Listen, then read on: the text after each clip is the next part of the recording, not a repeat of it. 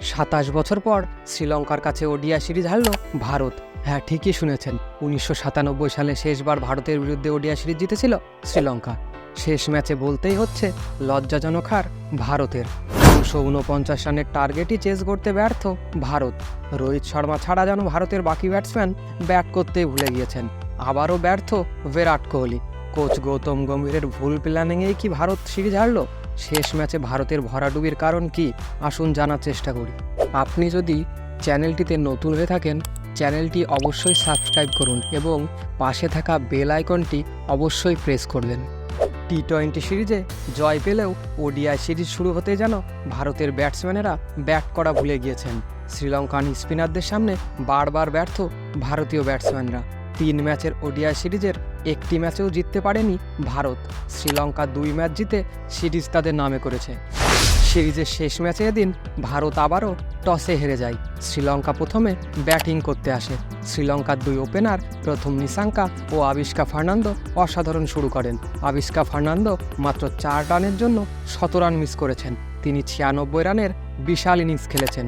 শ্রীলঙ্কান উইকেটরক্ষক কুশল মেন্ডিসও এদিন 59 রানের নজর কাড়া ইনিংস খেলেছেন।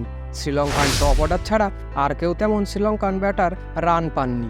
50 ওভারে শ্রীলঙ্কার স্কোর পৌঁছেছিল 248 রানে।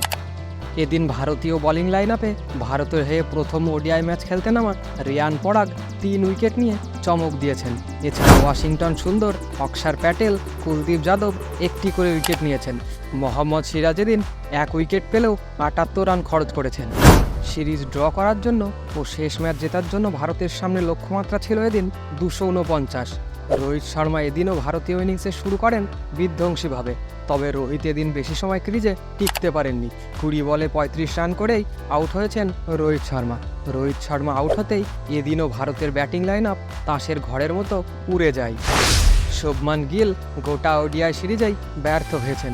বিরাট কোহলি, যিনি একসময় স্পিনারদের উপর দাপট দেখাতেন, তিনি এই ওডিআই সিরিজে 3 ম্যাচেই স্পিনারদের শিকার হয়েছেন। শেষ ম্যাচে বিরাট মাত্র 20 রান করেই আউট হয়েছেন। বিরাট কোহলির রান না পাওয়া সিরিজ হারের অন্যতম প্রধান কারণ বলা যেতে পারে। এদিন শেষ ম্যাচে দলে এসেছিলেন ঋষভ পান্ত।